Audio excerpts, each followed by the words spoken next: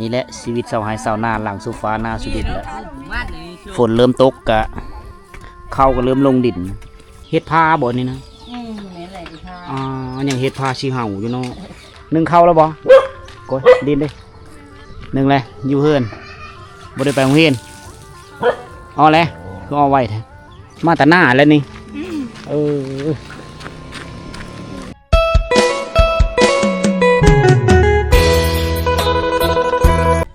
สบายดีทุกคนสบายดีบรรยากาศย่ำแรงๆเด้อมื้อนี้เด้อตอนนี้คอยอยู่ที่บ้านนาโมเมืองไซบัวทองแขวงขมนทุกคนเลยเป็นบรรยากาศย่ำแรงๆเวลาตอนนี้ก็พอดี5 โมงตรงเป๊ะนะมาเก็บภาพบรรยากาศวิถีชีวิตชนเผ่าไทยเฮาในย่ำแรงก็เอ็ดไปเลยอยู่นะเขตแดนนี่คือเขตแดนของบ้านนาโมล่ะชาวบ้านนี่ก็ตั้งบ้านเฮินเลาะไปตามทงไฮทงนาจังซี่แหละวิถีชีวิตแบบดังเดิมอิเมะเพื่อนนี่ก็ปุมาหุ่งนี่ปุมาคิดนี่บอกนี่กาเบมาคิดหลายนี่เต็มเลยโซนเริ่มลงไฮลงหน้าเฮ็ดโฮเฮ็ดโซนกลมๆเงยๆอยู่กับนาเวหลังสุฟ้านาสู้ดินเขาปุบ่นี่อ๋อถึงว่าฝนมีโตก็ยากเนาะดินชุ่มนึงละไทยแล้วก็คาดแล้วก็ชักเอาเลยเขาปุได้บอกล้มเลยได้ ถ้าว่าเฮาจะเฮ็ดเฮาจะหว่านกาแบบมันมีน้ำนะมันชานะ เพื่อสิได้น้ำมาเนี่ยโอ้ยพอแห้งฉะนั้นเขาเจ้าก็ไถคาดแล้วก็ซักเอาเลยป้อนโอ้ยมีจุดกอกขี้หาน้ำไม้เนาะเบิ่งกว่าน้ำมาคิดนะปอตัวหูมาคิดมาหุ่งถ้าฝนตกจะพอแห้งก็ซักเอาเลยนี่เนาะมันช้าเอาบางพื้นที่กระท่าน้ำฟ้าน้ำฝนแต่ว่าพื้นที่นี้เขาเจ้าลงมือซักเอาเลยมือได้เจ้าเริ่มซัก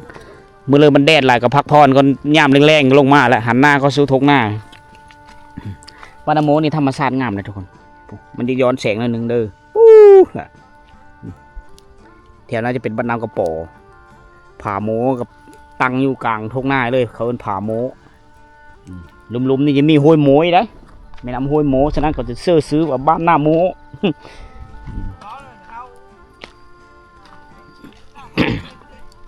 นี่หลายคนนะอ๋อเอาไม้ตั้งไผ่เห็ดซักลุง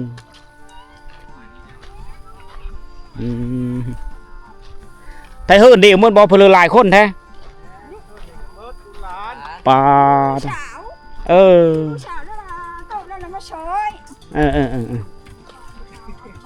ซักลุงป้อนขุมลุงลานเพื่อนะมาลานเพื่อแล้วล่ะอันนี้ดองน้องมาช้อยเหนียวช้อยเอ้ยน่ะเอาแห้งกันได้มาซอยกันมาเอาแห้งเดียวแกมีซอยกับมันนานเหลวโอ้พะแนกป้อนคุ้มนี่เนาะแล้วกระทบนี่บ่อยสะถมด้วยบ่นี่ได้วิธีการได้ป้อนแบบนี้ได้นี่อันนี้คือวิธีการเฮ็ดหน้าเฮ็ดกาโดยไม่ได้ของท่าน้ำฟ้าน้ำฝนเพียงแต่ฝนตกลงมาดินซุ่มแล้วก็ไข่ธาตุเลยคาดแล้วก็ซักลุงแบบนี้แหละจะเอาเม็ดข้าวมาป้อนลงนี่นี่โอ้มีแต่ผู้สาวน้อยเนาะผู้สาวบ้านนาโมนี่แหละชีวิตชาวไร่ชาวนาหลังโซฟาหน้าสุดินแล้วฝนเริ่มตกกะเข้าก็เริ่มลงดินพูน2 4 6 8 10ปู10 ปลายคนหากลงมาเอฟตอนแรกนี่บ่นี้นะหากเอฟตอนแรกนี่ถึงเวทมันหอนเนาะเวทหอนพูดเอฟตอนแรงๆกับตอนเช้า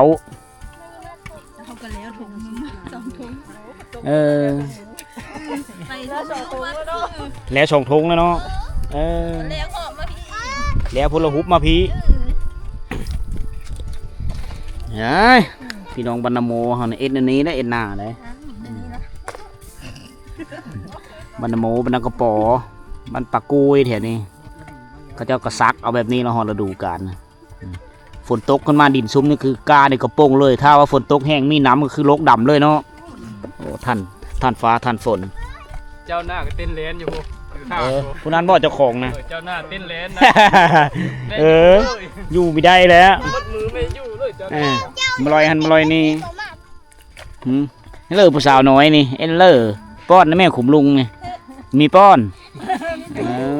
สาวน้อยสาวผู้ไทยน้อย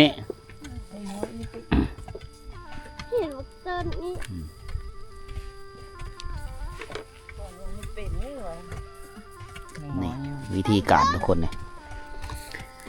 การดำรงชีวิตแต่พื้นที่มันก็มีคือกันนะแถวบ้านเฮาเจอแถวเมืองพี่เนี่ยท่าจนฝนตกจะได้ดำจะได้เอสเจอน่านได้ดำฮะหาเดี๋ยวนี้มีเยอะมี่แล้วมีเยอะมี่คนซักละแต่เก้าเชอมี่คือกันว่านเอาสลายกับวาดเอาสบายให้หวานนะว่านบางบ้องกับไทยคาดแล้วก็ยอดเนาะแต่เก้าชื่อพวกอีเบะพาเอสคือเจ้าเอสนี่แหละเดี๋ยวนี้ชื่อตกมาเซนลุเซลาป้าแล้วถ้าฝนตกจังหวานเนาแถวนั้นนะยูพียังเฮ็ดคือเก่าวิถีชีวิตอันนี้เขาเรียกว่าวิถีชีวิตที่ดังเดิมแต่สมัยปู่ย่าตายายพาเฮ็ดโหนี่ก็ถือว่าเฮ็ดไว้เลยแต่ละปีเนาะเฮ็ดในนี้เลยแต่ละปีต้องมาวันตกกาอยู่นี่นี่ครับก็ไม่ได้มางเลยเกินวันหน้าตะกาเลยแหละตัวนี้มีการมางมีการมางมีแต่ซ้อมแต่งตื้มเนาะ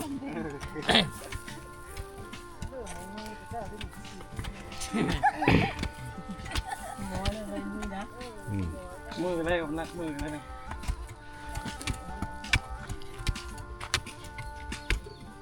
ชักที่เด้พอดีเนาะ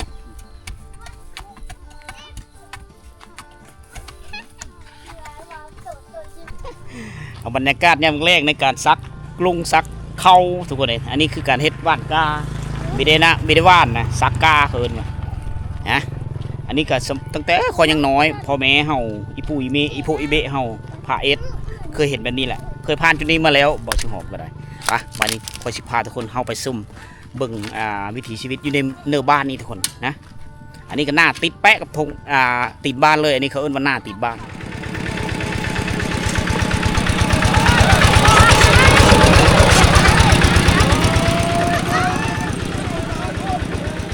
วันน้ำโมนี่จะมี2ฟ้าโฮยอันนี้คือโฮยโมนะถ้ามายามนี่น้ำจะแห้งถ้ามายามน้ำฝนน้ำไหลได้อันนี้คือขู่ห้ามน้ำโมไปพูดกันมีหมู่บ้านนึงตามแคมป์ทงหน้าไปเลยนะประมาณ20-30ราคาเฮิร์นประมาณนี้แหละคอยคำลงแรงเสียงรถไถตึนตันมาตะไฮละมาตะหน้าอันนี้คือบ้านดังเดิมของผู้ไทยนะเห็นบุกของเผาดิโคห้วยโมจะเป็นโคเล็ก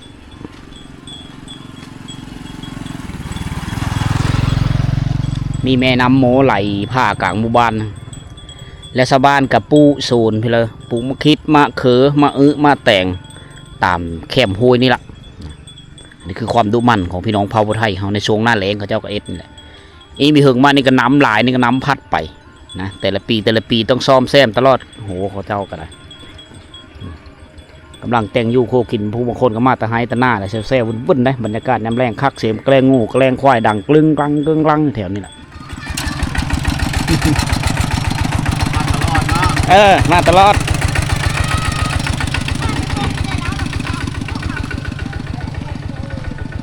บ้านน้ำโมเป็นบ้านที่ยาวนะบ้านน้ำโมบ้านปอดคดีนี่คือปลายบ้านสีได้บ้านเธอก็ตั้งอยู่ทีละเต็มไปด้วยป่ามะพร้าวกับมะขามต้นมะขามหลายกว่ามุมแต่เป็นกำลังที่ตกดิ่งพากันมาตะหน้าจะเซล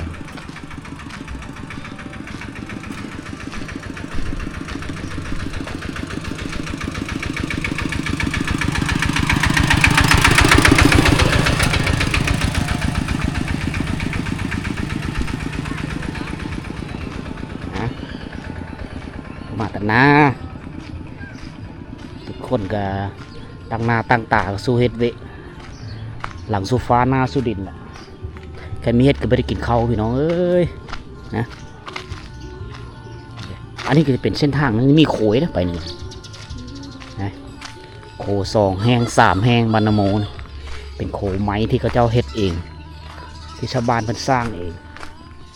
โดยนำพาโดยพ่อบ้านนะอ๋อโถเบิ่งต้นขาวนี่หลายขนาดเลย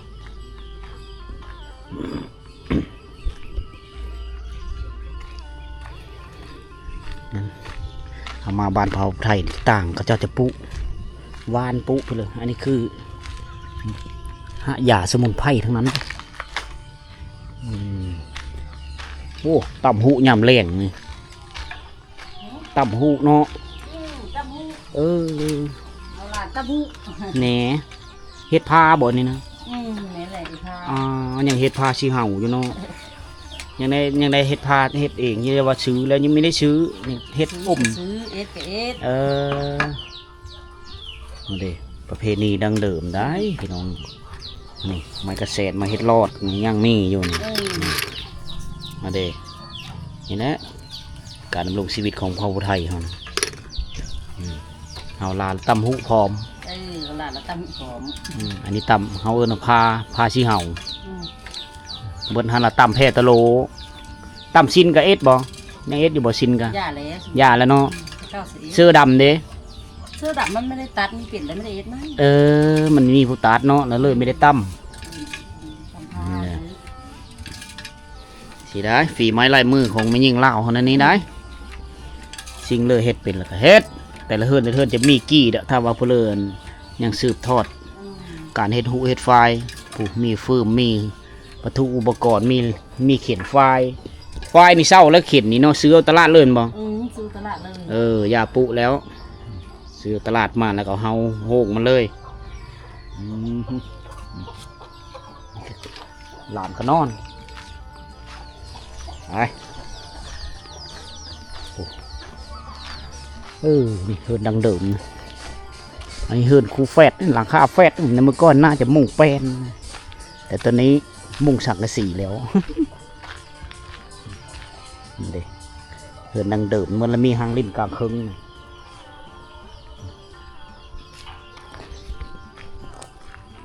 บนหนังห่มเสาเย็นของเจ้าคักนะติดแปะกับแม่น้ำห้วยนี่เลยนี่คือไอเดียเห็ดตูบคักได้เห็ดชำนี้ก็พอละตูบเสาเย็นบนนอนเว้นทีนี้ก็เป็นน้ำห้วยละโมเลยนี่เอาใดลงไปจุ่มมันก็โป่มน้ำมันมาหดพักโป่มน้ำมันมาซื้อห้องน้ำถือว่าสะดวกสบายนะบ้านน้ำโมนี่มีท้าแห้งหลายอย่างมีน้ำห้วยพากลางหมู่บ้านถือว่าสะดวกสบายจะแตกต่างกับบ้านชุมเฮานี่ก็ได้เจาะน้ำบาดาลเจ้านี่เฮ็ดคักเลยตู่เอาเสาไม้มาเฮ็ดไอเดียเขาเจ้าคักมุงหญ้ามันก็เย็นต่อไฟซากโทรศัพท์พร้อมลงมานี่บนหนังผมเสาเย็นบนพักพรไหนโอ้ขอเป็ดนั่นนะเนาะเลี้ยงอยู่นี่เลยสบายขังเลยเนาะไม่ได้ปล่อยคำเราเฮามาได้ไหลเฮาเคาะอยู่ไหนเลี้ยงเป็ดเลี้ยงไก่ไปนั่งพอได้แย่งพอได้อยู่น้ำเป็ดน้ำไก่ได้มันตายภาคน้อยเนาะเด็กว้าวสาวไทยบรรณโมโอ้นางลิ้นอยู่คนใดเซ็ตน้ำผู้บ่าวแล้วยิ้มเป็นเนาะนั่นบ่นึ่งเข้าแล้วบ่กดดินดินึ่งเลยอยู่เฮือนบ่ได้ไปโรงเรียนเอาเลยคือเอาไว้แท้สาวผู้ไทยบรรณโมลายแล้วผู้สาววันเจ้าเนาะมันมีคอยเห็นมาแต่โซนแต่หน้าบอกว่าขับรถไถตื่นตันมา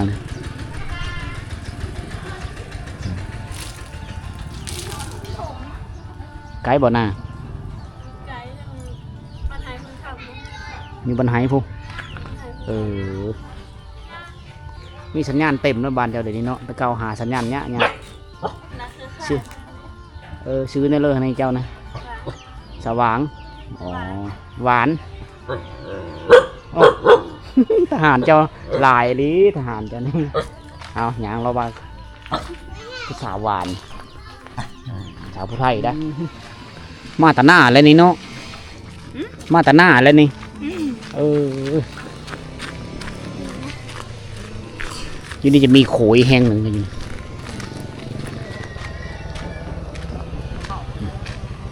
โขนี่2 แห้ง 3 แห้ง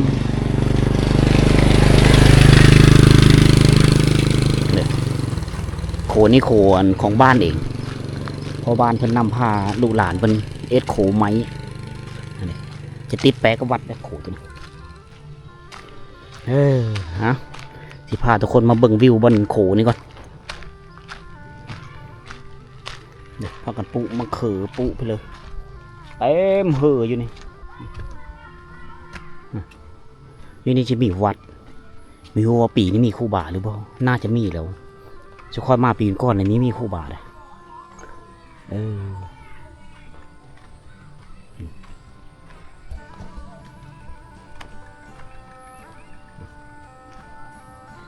เบิ่งกระสุนผักเขาจะเต็มแถวโอ้โหอันนี้คือวิวธรรมศาสตร์สักกาได้หันอยู่มันสักกาไว้ดำหน้าสักไปตามตะฟังโฮยก็ได้บนเลยที่มีน้ำซุมบนไดเอาน้ำขึ้นมาสบายโป่มมาน้ำขึ้นมาตะโฮยแล้วโคตรไปฮอดฤดูการดำหน้าก็ได้ดำตะโฮปีทุกคนเลยเส้นทางตัวนี้จะเป็นเส้นทางที่อ้อไฮอ้อสวนของเจ้าได้ค่ากลางหมู่บ้านนี้มุมนี้เป็นมุมหนึ่งที่งามได้เนื่องจากว่ามีโกมะพร้าวหลายในเมื่อก่อนเฮือนหลังนี้ยังมุงเป็นตอนนี้เพิ่นฮือเอาอ้อแล้วเอาอาลูซิ่งสังสีอาลูซิ่งมาเซอร์แล้วมันก็เลย ไม่ได้เห็นบ้านไม่ได้เห็นหลังคาแปลนยังเหลือแต่เฮือนโคบพอมาปีก่อนเขามักถ่ายรูปอยู่มุมนี้นะของหมู่บ้านนาโมนะเป็นมุมที่งามมาวันนี้ไม่ได้คือเก่าแล้วมีการเปลี่ยนแปลงมีการอัปเดตอาคารสถานที่ไปแล้วตอนนี้ตะเวนกำลังสิรับขอบฟ้าแล้วพี่น้องเลยบ้านเฮือนกันยาวผมอันนี้เขาเอื้นว่าผาโมเลยเด้อเป็นนาผาที่ใหญ่พูดและยาวเย็ดไปจนฮอดบ้านนำกระป๋อฮอดบ้านทากุแคนพูดเลยเป็นบ้านที่ต่อกันไปเลยตามบริเวณนาผานี่แหละอันนี้คือผาโมมีเรื่องเล้าหลายเลยแต่ค่อยกับไม่ได้กำข้อมูลได้ดีไปเลยได้ยินแต่ผู้เฒ่าเพิ่นว่าเคืองหีบสมบัติปะไว้อยู่ในผาโมแหละเพื่อก็เอาไม่ได้นะอยู่หันละโง่ควายเต็มในยามแรงโอเคทุกคนเลยบรรยากาศกาตะเวนตกดินแล้วก็เริ่มมืดแสงสว่างแหละต่อไปก็เลยแต่เป็นความมืดทุกคนอันนี้อยู่โซนบ้านอีเบิงหนึ่งเลยของบ้านนโมบรรยากาศยามแรงๆนี่เห็นบอกสาบานนี่เลี้ยงโง่หลายเลยโง่เต็มเฮอไฮเฮอหน้าเลยนี่เพราะว่าในช่วงหน้าแรงนะโง่จะมานอนอยู่นี่ก็ได้ฝุ่นเคาะมันอันนี้ละฝุ่นที่เขาเจ้าเสื้อหายเสื้อหน้าเสื้อพักมีชีซอมมันจะงดงามได้อันนี้คือฝุ่นคอกฝุ่นชีวภาพอีกอันหนึ่งปุ๊ต่อไปผู้จะไปอีกออกไปเสือเมืองวิลาบุรีไปในเส้นทางตรงนั้นเลยโง่เจ้าเมือดบ่อนี่นะของเจ้าตัวนั้นย่ำแรกมันนอนโฮมกันอยู่นี่เนาะ